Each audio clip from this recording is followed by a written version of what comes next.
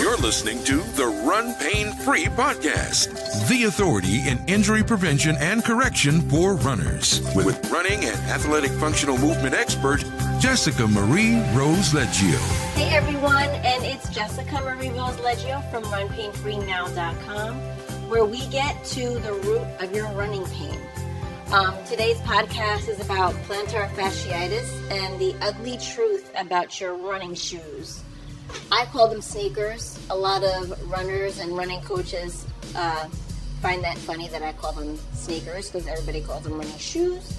But I come from a mechanic standpoint at all moments of the day, so I'm going to talk about sneakers. So first off, plantar fasciitis. It truly is tight calves. You have to release your arch to release your calf. You need to release your calf to release your arch. If you don't do both of them, your pain will settle wherever it is you didn't roll. The majority of people don't roll their feet. So you start to get the pain in and around your heel, which then creeps up into your arch, and then you're going for all types of shots and boots and special socks and tape, and none of which helps you. Actually, everything makes it worse because you are not addressing the root of your plantar fasciitis if you are looking at your foot at all. It did not start at your foot, it just ended at your foot. So until you get to where it started, you will consistently have pain to the point where it stops you from running. So the root of plantar fasciitis is the IT band. It is pretty much the root of every injury. I'll be nice and say 90%, but because of its formation and where it is within the body, it literally dictates the entire mobility of a run. I have another podcast that is totally dedicated to the IT band, so I will not get into it too much here. I encourage you to go look for it on the other episode of IT band. However, getting back to it, because the IT band actually inserts outside of your knee, below your knee, in your calf, right outside. If you were to put your hands right outside your knees, guys, right now, you'll feel two bones that kind of jet out outside of your knee. That's where it inserts. Go ahead and straighten your leg. You'll feel that it's actually much lower than where you think it is when your knee is bent. When you straighten your leg, you actually realize that it's technically in your calf, in your soleus. So because that's where it inserts, the strain on that joint is immobilizing, basically. Now go ahead and lay your fingers on the outside of that bone and flex and extend your ankle. You'll feel a ton of movement right there. So if there's anything restricting any motion down there, don't expect to not have pain. So because it's pulling all the way from your hip basically down to there, and even on the more severe side from your opposite shoulder, technically is where it's pulling from. That's got a lot of pathway of restriction where it's finally pulling outside your knee and in your calf. So when you're trying to flex and extend your ankle and that is restricting it, all the flexing and extending comes from right outside there. So if there's anything holding that up, you do not have flexion and extension of your ankle. But guess what? You have to have flexion and extension of your ankle in order to run.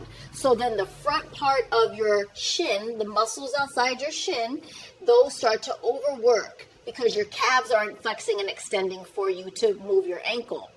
But whenever one muscle does the job of another muscle, that deems the area dysfunctional. So you'll hear me say the word dysfunctional a million times in every episode when you speak to me. Whenever I'm talking about dysfunction. Because it's not okay to just say you're weak. It's generally not even the case that you're weak. It's not that you don't have the muscle. It's that you don't know how to use it or your body doesn't know how to use it. So it's really dysfunctional, and that's what we really have to focus on is, being truthful to what it is, not just putting yourself down and saying, oh, I'm weak, because so many people do that, and that's not the case, guys. You're really just dysfunctional, and that's why you're listening to this podcast, to get functional. So let me get back to it. So because the front of the shin, the muscles in the front of the lower leg are working to flex and extend your ankle, that's not their job. That becomes dysfunctional. This is how shin splints start, because now the muscle outside of your shin is overworking in a way that it shouldn't. Now, the reason why shin splints are never steady and they're always on and off is because they keep going, the muscle keeps going back to the calf saying, hey, do your job. And the calf's like, no, I can't. The IT's still pulling tension on my joints. I can't do it. So it's like, all right, and it goes back to your front of the shin. So it bounces back and forth. The muscles keep trying to help each other and say, hey, dude, do your job. You're not doing your job. I'm tired. And the muscle's like, no, I can't do it. Not going to work. So finally, the front of the shin starts to get too much, and it's like, I can't do it anymore. So instead of the calf taking on, it goes to your Achilles. So now everything goes to your Achilles. So your entire run settles in your Achilles. If those of you don't know, but the Achilles is formed from your hamstrings. All 4 hamstrings come down and form the Achilles behind the calf. So there's a huge, where you guys call the runner's sweet spot, the spot that's up underneath the bulb of your calf, the gastrocnemius. That spot is where the 4 hamstrings really come together and really start to form the tendon of the Achilles tendon. So it's a huge juncture. And we have a couple of them all over the body that these are areas where runners are prone to feeling pain. It's because it's a lot of stuff there. There's a lot of crossing of muscles and ligaments. And that's always a place we need to keep an eye on. This is one of them. So then it starts to pull, and the more it pulls on your heel. That's why you'll feel insertion or very specific spot pains on your heel. It's insertions, guys. It's because it's pulling so much up that it's just pulling on where that muscle or tendon is inserting up underneath your foot. So what I always say is you need a golf ball, you need a stick, the black solid foam roller, and me, and you'll be running pain-free. Those are the only tools you really need, guys. So the golf ball is best for your foot because it's small, it's extremely hard, and you're gonna break up the tissue down there pretty good. A lot of the time, because you don't have the flexion and extension, you also don't have the suffice amount of blood flow. Lack of blood flow equals pain. Blood flow, no pain. So you want to generate blood flow by rolling. Foam rolling, golfing, sticking, all that stuff creates blood flow. Itching, burning while you're rolling is a good sign. It's a good sign. That means you're getting blood flow. Heat, super common. Blood flow. So these are very specific things to do to generate the blood flow in those areas. The more blood flow you get to the muscle, the more the joint gets lubed up.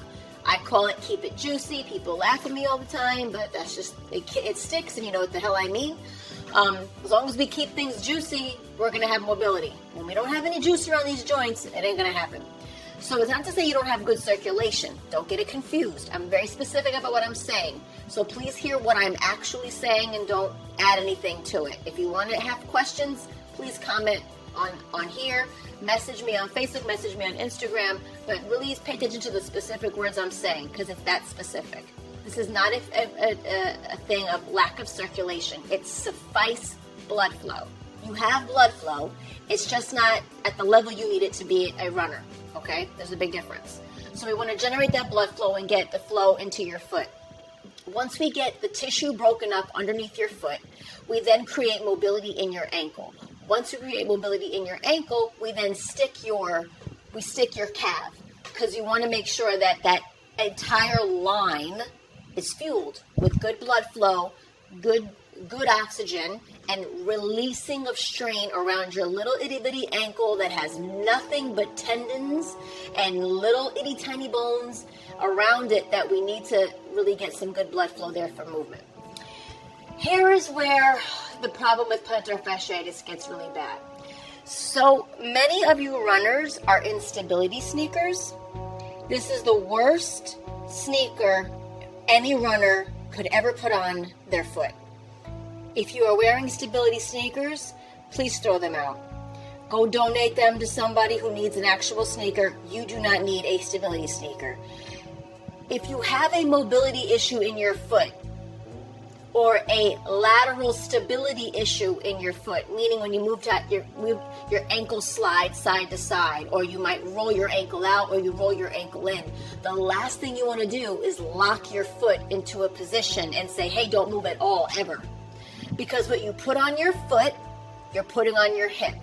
Your foot is indicative of what is happening in your hip. Your hip and your foot are synonymous in terms of movement. If you're feeling pain in your foot, you need to know it's already happening in your hip. You just don't feel it, okay? Plantar fasciitis is a root of a hip issue, being strained and restricted in mobility by the IT band. I'll say that again. Plantar fasciitis is a rooted hip issue being restricted and immobilized by the IT band. So we have to work all the way up to get rid of the pain in your foot, to get mobility back happening in your foot. Because if you're not pushing off on your ankle because you don't have ankle flexion, you don't have hip flexion. If you don't have hip flexion, you don't have hip mobility or hip joint function. If you don't have hip joint function, that means your glute's not working. If your glute's not working, that means your hamstring is overworking. And what did I just say is the hamstring? The Achilles tendon. So do you see how this is all very connected and very rooted? It is imperative that we backtrack and find out what's really happening, where your rooted issue is within the root of the movement pattern of your plantar.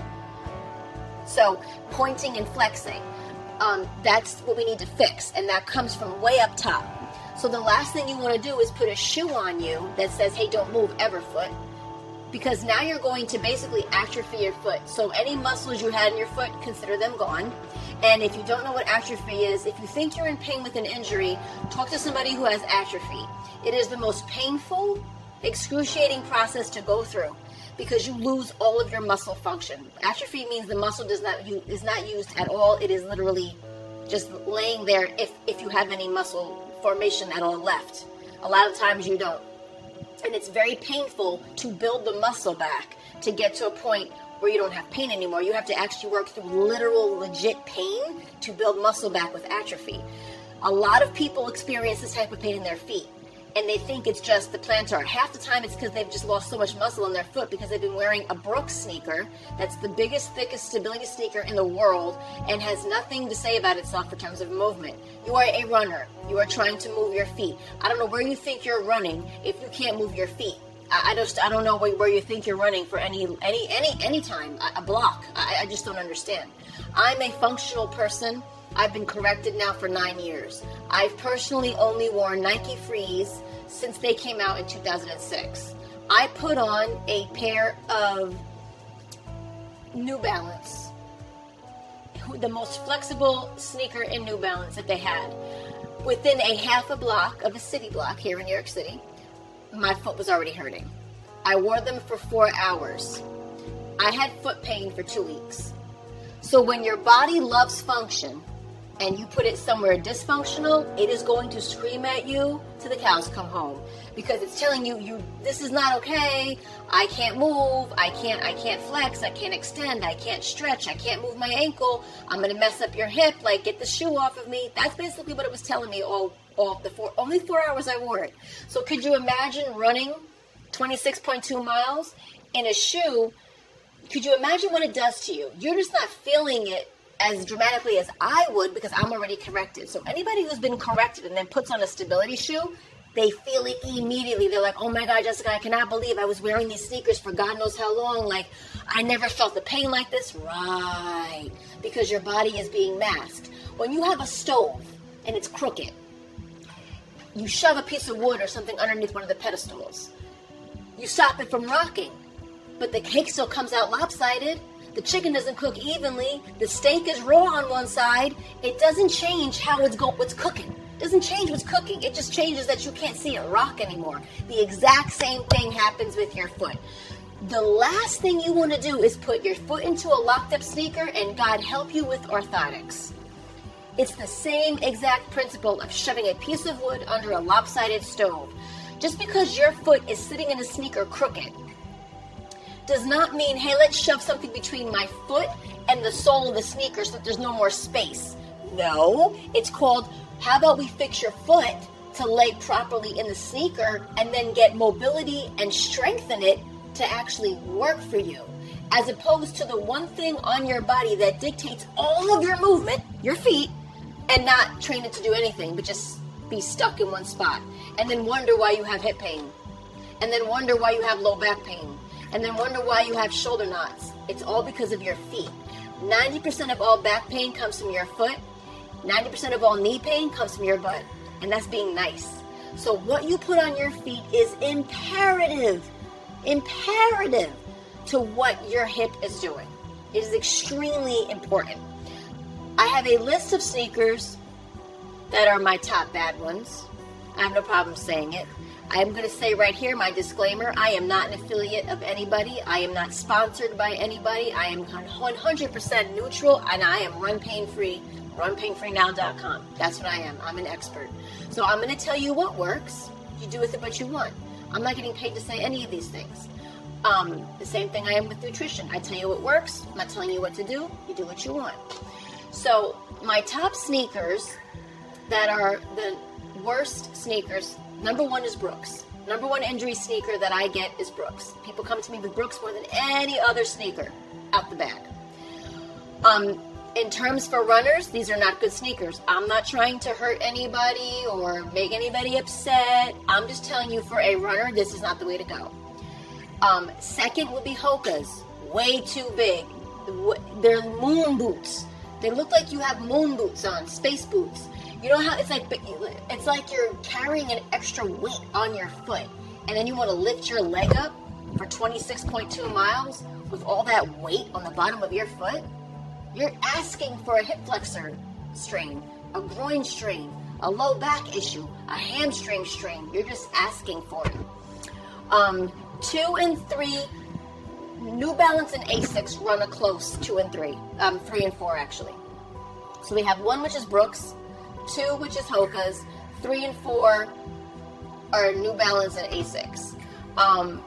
More and more of these companies are starting to come out with a flexible sneaker, but it's still, the restriction needs to be understood.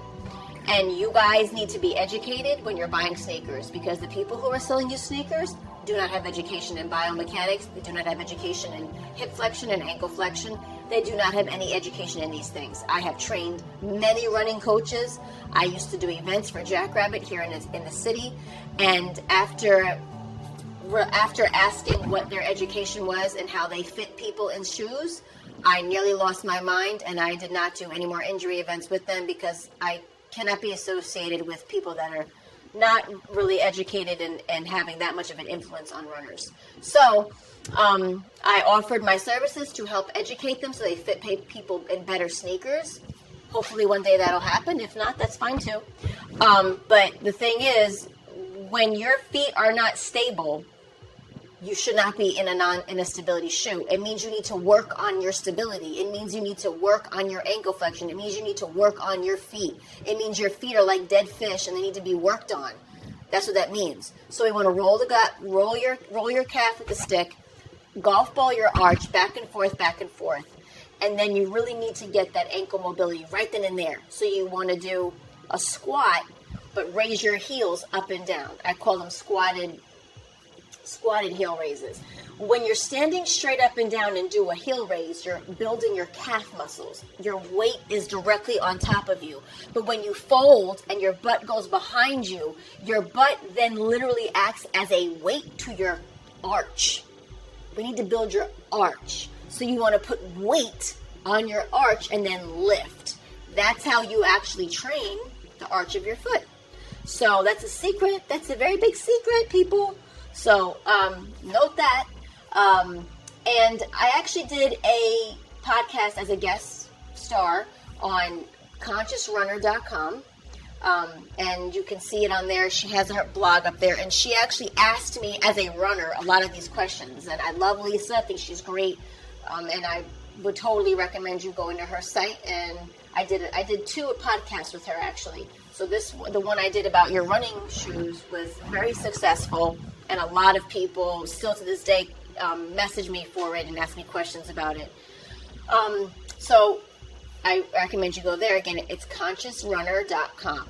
Make sure you go there. So my number one sneaker, obviously, I did already mention it, was the Nike Free. Now, Nike Free started out in 2006, maybe earlier than that, but that's when it really came out on the scene that a lot of us trainers at the time were figuring them out. And they have basically changed and engineered the sneaker every 8 months since. There is 8 years of engineering that happened in Kenya, studying the Kenyan runners, which are the fastest runners in the world, barefoot running, and they took that information and that science and brought it to Stanford University and then put it all to mechanics and athletic mechanics and testing. And that's how the engineering of the shoe came about. That's science, my friends. When a shoe does that, that's why people win marathons wearing the Fly Zoom. That's what, just the woman that just ran, Flanagan, she won wearing the Fly Zoom. It is a half Flyknit and a half Zoom. So the flexibility is the engineering of Nike. That's who created it, that's who founded it, and that's what everybody's trying to basically do what Nike did. And as a dancer, as a person who was naturally pigeon-toed, I have bow legs, I'm a short Sicilian Italian, so I always rolled out on my feet, and I was always very pigeon-toed, even being a dancer. I started wearing the Nike Frees because after my accident, I was in shocks, like Nike shocks, and my back was killing me all day long. This is before I had my correction, way before. And finally one day I just wore flat sneakers just because I wanted to look cute instead of wearing like my workout sneakers to work. And my back pain was significantly less. So my training partner was like, I'm wearing these Frees, why don't you try them for the females, because he's a dude and they have different sneakers for him. So I tried. There was only one basic Free for females at the time, and I put them on. I have never, ever worn anything else, ever. I've never worn anything else. Other than that one day I wore those New Balance for 4 hours. And they were cute sneakers, but they just weren't good. They weren't okay for my feet and my mechanics. I've never gone back, and they consistently change the sneaker. They're always updating it, always engineering it, and that's the beauty of Nike. They consistently work on those dynamics, what's best for the foot, the ankle, to get the optimal performance of the body, and then you become a great athlete in your own right. So Nike Free line at this point has tons of different Frees. There's Nike Free Distance, there's Nike Free Flyknit. Any of those will work. I personally like the Flyknits. A lot of my runners will run half marathons in the Flyknits and then run full marathons in the Nike Free Distance 2s. Those just came out, or Nike Free Distance. But I do have a lot of runners that run straight up in the Flyknits. They change them out a little bit more because they are so flexible. They definitely get more wear on them. The beauty about Nike Frees, though, is that it will tell you when it's time for new sneakers. 3 months is really the general amount of time that runners should change their sneakers.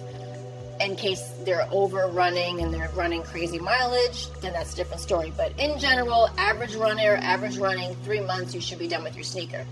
If you don't, the Nike Free will start to hurt your shins. Like, it will start to say it's time for you to get new sneakers. I'll actually feel it in my hips where I know I need new sneakers. So I generally keep 2 pairs at a time where I rotate current, and then I'll get 2 pairs and rotate.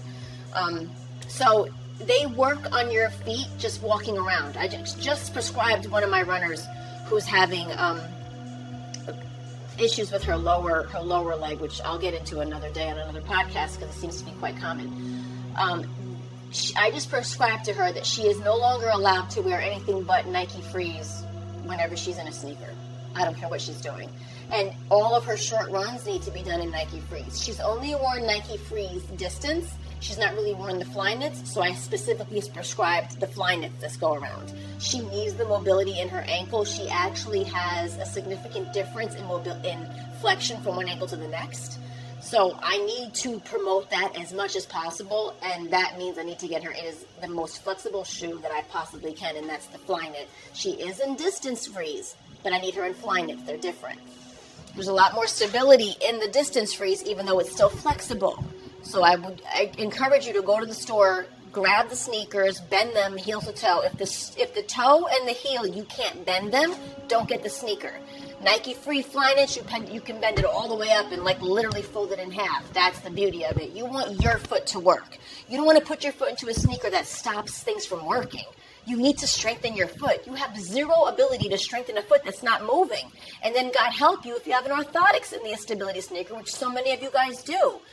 A lot of the times you go to the podiatrist, they don't even ask you to move. So please explain to me how you're going to tell me what's going on with my foot if you haven't seen me walk down the friggin' hallway. Doesn't make sense. You gotta think a little bit. You have to think a little bit. You guys are athletes, and you expect this much of your body when you have a normal life, where most athletes go home and go to sleep. After they run or after they play a game, they go to sleep. You guys got to go to work. You have kids, you have families, you have errands, you have things to do. So you need to be able to promote your strength training pretty much all day. And being in the Nike Frees at any chance that you get is going to do nothing but strengthen your lower leg muscles. You will be sore. You'll think it's a shin splint because people freak out with any kind of pain, especially if you've already been an injured runner. Any slight bit of pain, you freak out. It's totally normal, guys.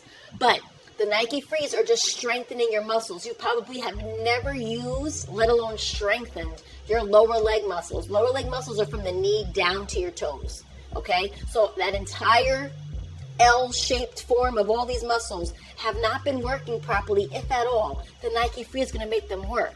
So you're going to be a little sore. Nothing that a good foam roll, a good sticking won't help you get through, honestly. So really get into them.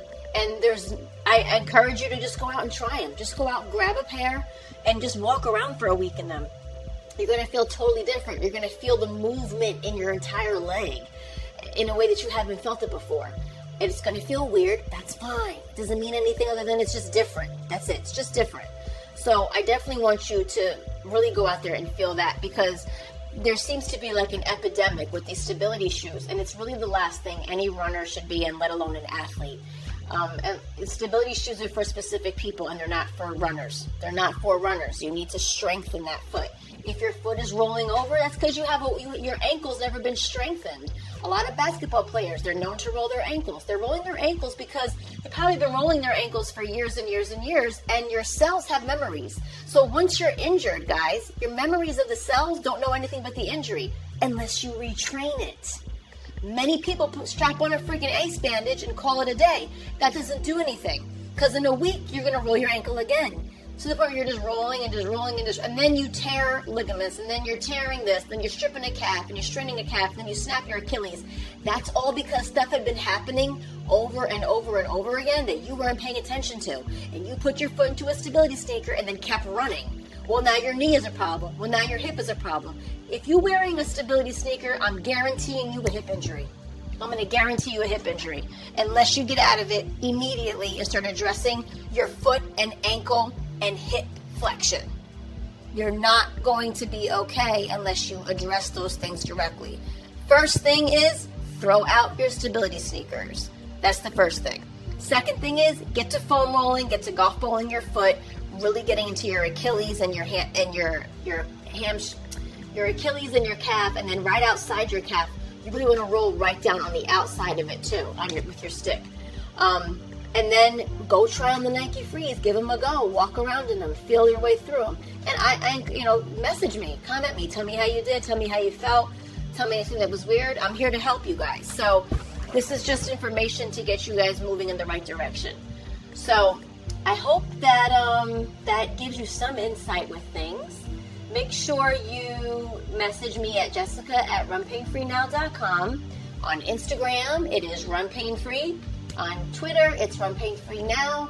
And on Facebook, it's facebook.com/RunPainFreeNow.